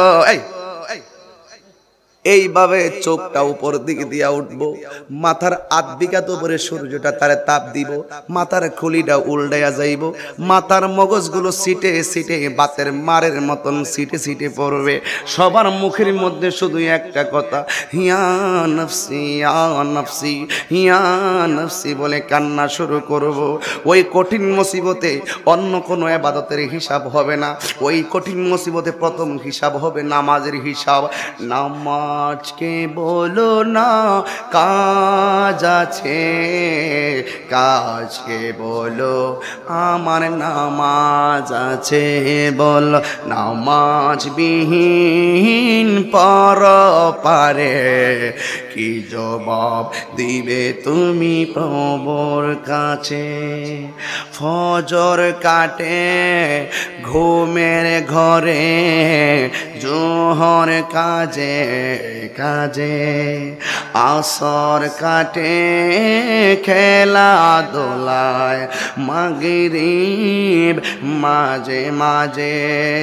নামাজকে বলো না কাজ আছে, কাজকে বলো নামাজ। হাসরের ময়দানে প্রথম হিসাব হবে নামাজের হিসাব। ও বন্ধুরে, ও বন্ধুরে, সবাই শুধু নাফসি নাফসি বলে কাঁদবেন। আমার নবী বলেন হাসরের ময়দানে কিছু কিছু মানুষের পেট হবে কাল বুয়ুতিন, ঘরসমূহের মতন। এদের পেট হবে ঘরের মতন, কারণ পেটের ভিতরে শুধুমাত্র থাকবে সাপ আর সাপ। এই সাপগুলো হাসরের ময়দানে এমন সুবল মারবে গো, সে আল্লাহু আকবার করে কান্না করবে কিন্তু কাজ হবে না। সময়ের 1 ফুর, অসময়ের 10 ফুর। নবীরে জিজ্ঞেস করা হয়, ইয়া রাসূলুল্লাহ নবী গো, এরা কারা যাদের পেটের ভিতরে পেটটা ঘরের মতন এমন কানতেছে? এদের পেটের ভিতরে কি আছে? কয় হাইয়া। কয় পেটের ভিতরে সাপ আছে। কয় সাপগুলো কি করে? কয় দংশন করে। কয় কেন? কয় পেটের ভিতরে সাপটি কি সাপ জানোনি? যেহেতু এটা জাউতলা বাজারের মাহফিল, আমি সবগুলা ব্যবসায়ীরে কয়া যাই, বাবারে ব্যবসা বড় বালা কাজ। আল্লাহুল বাইআ ওয়া হারামার রিবা। ব্যবসাকে আল্লাহ হালাল করেছেন, ব্যবসা করো অসুবিধা নাই।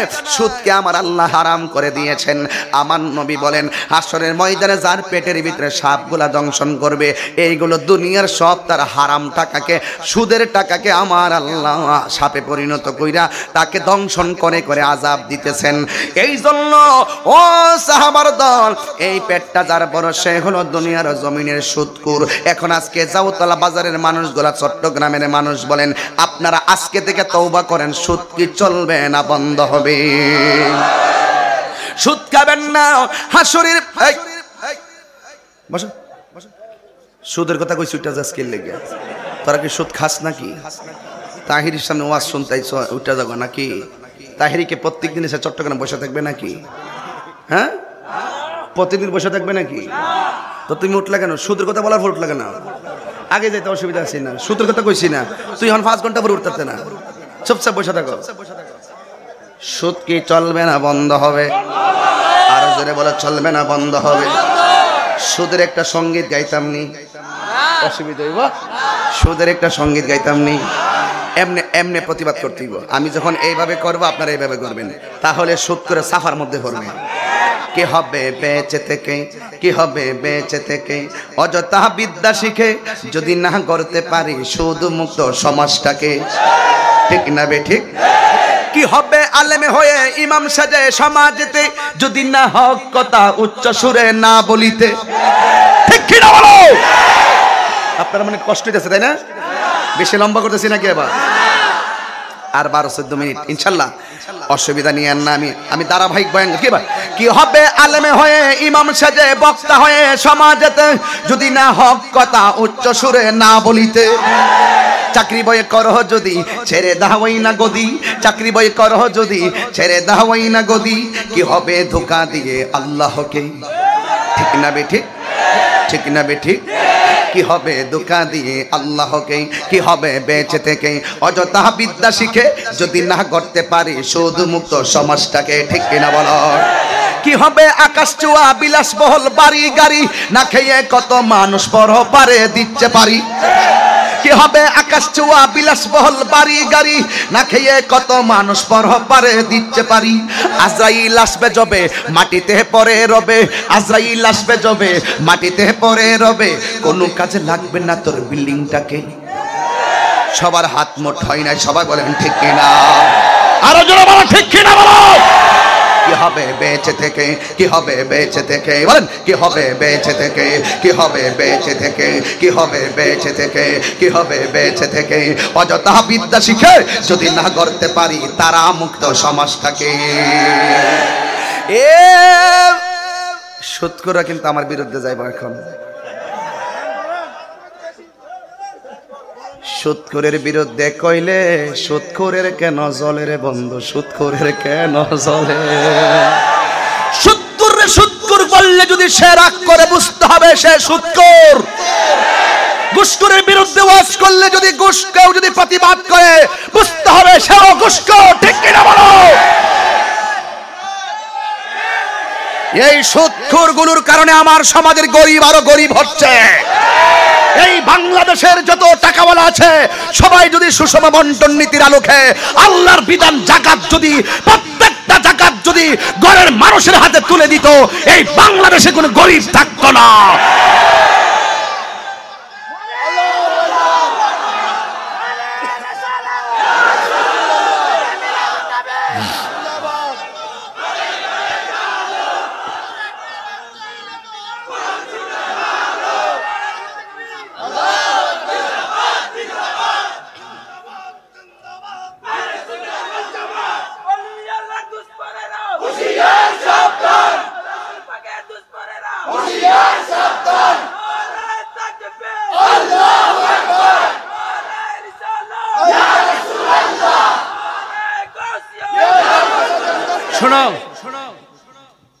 কোনটাই না? আচ্ছা ঠিক আছে বাবার আমার সুদখোর রাগ করলে আমার কিচ্ছু আসে যাইতো। আমার মনি খুশি হইলে আমার চলে।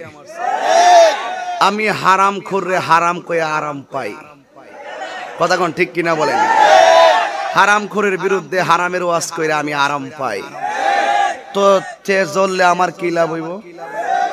তবে আমাদের সমাজে একটা প্রবলেম হইল বাবা, ঠিক আছে আমার সমাজের আরেকটা কাউন্সিলর সব বলছে ঠিক আছে আরেকটা কথা কই তাইলে সাপোর্ট পাইছি ভালো। এমন কাউন্সিলর আমরা বারবার চাই। ঠিক কিনা বলেন? আমি আছি ইনশাআল্লাহ। আল্লাহ কবুল করুক। আমিন কোন আর যেখানে আমিন। আঙ্গদেশের ম্যাক্সিমাম মসজিদের সভাপতি সুদখোর। আপনার এলাকাত ভালো, অন্যান্য এলাকার কথা বলতেছে আর কি। এই এলাকাত না, এলাকা ঠিক আছে।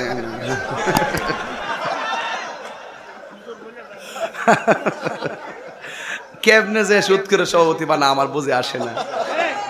সুদখোরের সভাপতি বানা কি লেগে জানেননি? টাইলসের টাকা পাওয়া যাইব, মোজাইক পাওয়া যাইব, ফ্যান পাওয়া যাইব, ছাদের টাকা পাওয়া যাইব, সিমেন্ট 50 বস্তা পাওয়া যাইব। আমার কথা হইলো আমি প্রয়োজনে গাছতলায় নামাজ পড়বো, টিনের ঘরের মসজিদে নামাজ পড়বো, কিন্তু কোনো সুদখোরের টাকা মসজিদে লাগাইতাম না। ঠিক কিনা বলুন?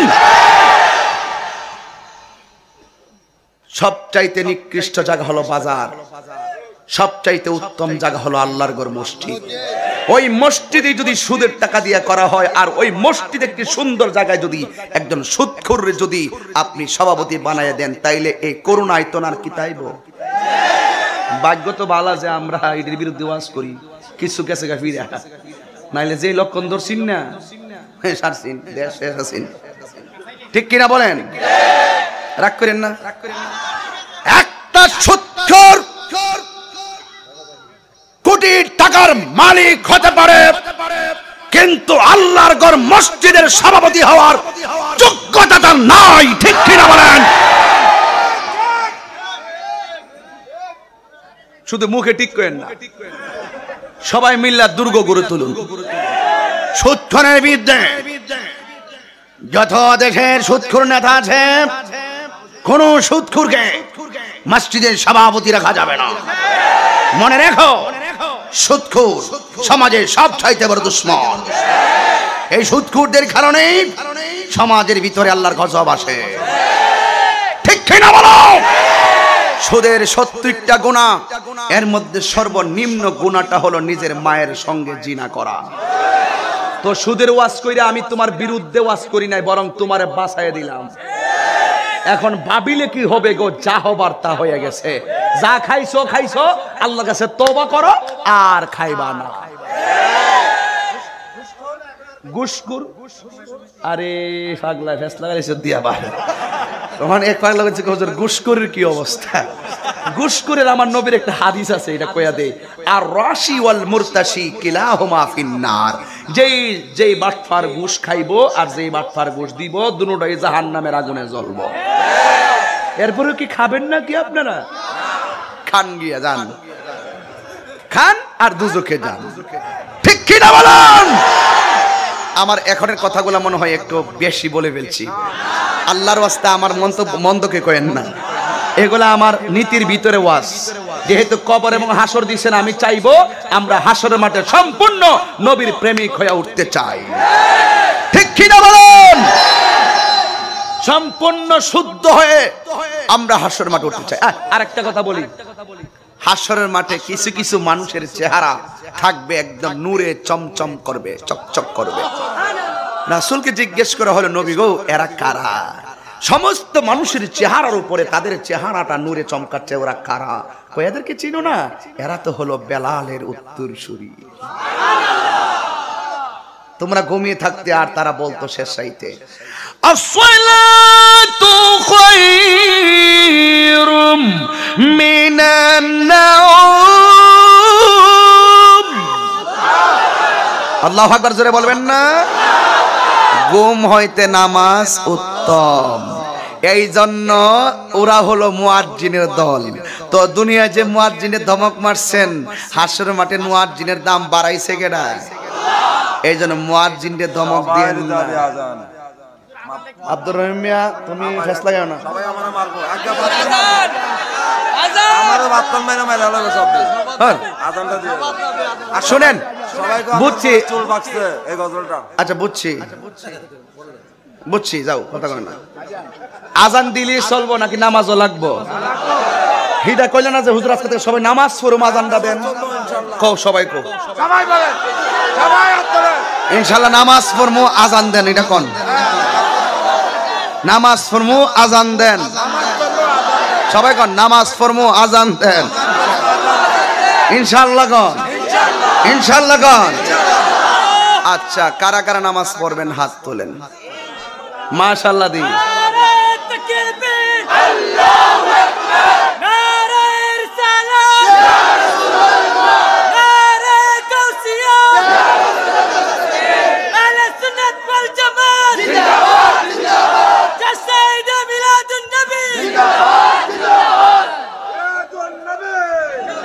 সকলে কোন আলহামদুলিল্লাহ, আর জোরে কোন আলহামদুলিল্লাহ। আমার নবী হাসরের মাঠে সুপারিশ করার ক্ষমতা আছে না নাই? এই জন্যই ওয়াজটা ধরছি। আমার সমাজের কিছু মানুষ আছে যারা বলে হাসরের মাঠে নবী সুপারিশ করবে, তো দূরের কথা, নবী নাকি নিজের জন্যই নিজে পেরেশানিতে থাকবেন, নবী নাকি বলবেন হাসরের মাঠে এভাবে, আমার নেকের পাল্লা বাড়ি হয় নাকি বদের পাল্লা বাড়ি হয়, নেকের পাল্লা বাড়ি হয় নাকি বদের পাল্লা বাড়ি হয়, নবী নাকি নিজের গুনার জন্য নিজেই পেরেশানিতে থাকবেন। আমার খুব কষ্ট লাগে কেমনে এই কথাগুলা বলে। দালালির তো একটা সীমা থাকা উচিত। আমার কওমি ভাইরা কিন্তু আবার এটা মানে, কওমি ভাইরা তবলিগ জামাতের ভাইরা কিন্তু এটা মানে নবী শাফাআত করতে পারবেন। এটা আগে একটু পেশা ছিল, পরে এখন ঠিক হইছে, আস্তে আস্তে হইব, একটু সময় লাগবে আর কি, অসুবিধা নাই। আমরা দ্বন্দ্ব চাই না, আমরা চাই ওই তো কওমির হুজুররা আমারে বুঝাইয়া হ্যাঁ দলে নিব, নাইলে এরারে বুঝামো, এরা বুঝা আমরা দলে আইব। এটা ঠেলাঠেলি আর ভাল লাগে না। এগুলা আগের দিন শেষ বাবা শাহজালালের বাংলাদেশ, আগের দিন শেষ শেরে বাংলার বাংলাদেশ, আগের দিন শেষ শাহ আমানতের বাংলাদেশ, আগের দিন শেষ গরিবুল্লাহ শাহর বাংলাদেশ, আগের দিন শেষ মোহসেন আউলিয়ার বাংলাদেশ, ঠিক কি না বলো? নবীর শাফাআত ছাড়া আমরা কোনো উপায় নাই। আমরা গুনাহগার, আমরা অপরাধী। নবী গো অপরাধী হইল আমি তো, নামাজ পড়ছি পড়ার মতো পড়ছি না, রোজা রাখছি রাখার মতো রাখছি না, আল্লাহ তো জাররা জাররা পরিমাণ হিসাব নিব। ফামাইয়া আমাল মিসকালা জাররাতিন খাইরান ইয়ারা ওয়া মাইয়া আমাল মিসকালা জাররাতিন শাররান ইয়ারা। জাররা জাররা পরিমাণ হিসাব নিলে নবী গো দোজখ ছাড়া আর কোনো উপায় দেখি না। ও নবী তোমার শাফাআত ছাড়া আমরা কোনো গতি নাই। আর যারা বলে নবী সুপারিশ করতে পারতো না, এরার কত ঠিক আছে, কারণ যারা নবীর দুশ্মন এগুলো লাগে নবী সুপারিশ করতো না। কথাটা ফালাইন না, কথাটা ব্যাখ্যামূলক। হ্যাঁ, বুখারী শরীফ কিতাবুল আম্বিয়া, হুজুর এখানে আছেন, জামিয়ার হুজুর, সাধারণ মাদ্রাসার হুজুর না। জামিয়া হইলে আমরা সুন্নি জামাতের ক্যান্টনমেন্ট। কথা কোন ঠিক কিনা বলেন? এখান থেকে সৈনিক বাইর হয়, বাইর কিন্তু করে এই হুজুররাই। আলহামদুলিল্লাহ কোন। সারা বাংলাদেশের সুন্নিয়তের রাজধানী হলো চট্টগ্রাম, আর জামিয়া হইল আহলুস সুন্নাত ওয়াল জামাতের ক্যান্টনমেন্ট। মারহাবা, জোরে কোনকা। এবার আসেন, নবী সুপারিশ করার ক্ষমতা আছে না নাই? বুখারী শরীফের কিতাবুল আম্বিয়ায় ঘটনাটা সম্পন্ন আছে। আমরা আদম নবীর কাছে যাবো, আদম নবীর থেকে আরেক নবী নূহ নবী, নূহ নবীর থেকে আরেকজন নবী ইব্রাহিম নবী, মুসা নবী, যাইতে যাইতে শেষ পর্যন্ত ঈসা নবীর কাছে যাবো। যাইয়া বলবো, ঈসা গো, আপনি আমাদের জন্য একটু সুপারিশ করেন। ঈসা আলাইহিস সালাম বলবেন, আমি যদিও পারবো না, তবে একটা রাস্তা দেখাইতাম পারি। কি? ওই কোরআনের ভাষায়, সুন্নাত মান কাদ আরসালনা ক্বাবলাকা মির রাসূলিনা ওয়া লা তাজিদু লি সুন্নাতিনা তাহবিলা আকিমিস সালাতা লিদুলুকিশ শামসি ইলা গাসাকিল লাইলি ওয়া কুরআনাল ফাজর ইন্না কুরআনাল ফাজরি কানা মাশহুদা ওয়া মিনাল লাইলি ফাতাহাজ্জাদ বিহি নাফিলাতাল লাকা আসা আইয়াবাসাকা রাব্বুকা মাকামান মাহমুদা। এটা পোলাপানরা হয়তো কোরআন শরীফ খুঁজে পাবে না, তবে পোলাপান যেমনে মাকামে মাহমুদটা সহজে পাইবো, এটা কইয়া দেই। আল্লাহুম্মা রাব্ব হাযিহি দাওয়াতি তাম্মা ওয়াস সালাতিল কাইমা আতি মুহাম্মাদানিল ওয়াসিলাতা ওয়াল ফাদিলা ওয়াদ দারাজাতুর রাফিআ ওয়াবআসহু মাকামান মাহমুদা। বাস আমরা আজানের দোয়ার মধ্যে মাকামে মাহমুদ পেয়ে গেলাম। মাকামে মাহমুদ কি তুমি কি জানো বন্ধু? ফাতাহাজ্জাদ বিহি নাফিলাতাল লাক, আল্লাহর হাবিবের জন্য তাহাজ্জুদ নামাজটা ছিল স্পেশাল। এইজন্য আল্লাহ পাক এই নামাজের বদৌলতে আল্লাহ পাক হাশরের মাঠে রাসূলকে একটা সিংহাসন দান করবেন। ওই সিংহাসনটার নামই হলো মাকামে মাহমুদ। আমার কথায় দলিলে কোনো ফেস আছে? একদম পানির মতন সহজ ভাষায় বয়ান করতেছি, একটু হার্ড ভাষায় বয়ান করছি না, বোঝার জন্য বলছি। নবী হাশরের মাঠে সেজদায় পড়ে থাকবেন, যেই ময়দানে সকল নবীগণ বলবে নাফসি নাফসি, একমাত্র আমার নবী সেই দিন বলবে উম্মতি উম্মতি।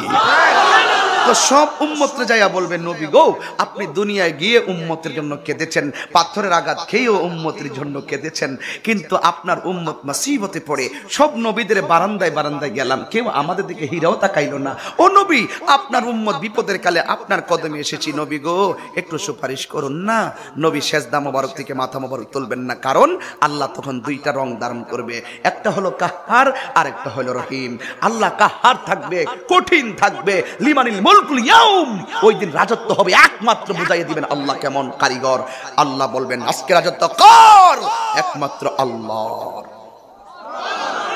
নবী আমার সেজদায় পড়ে থাকবেন, কিন্তু নবীর উম্মত যায় নবীর কাছে বলবে, নবী গো আপনি আমাদের জন্য একটু সুপারিশ করুন না।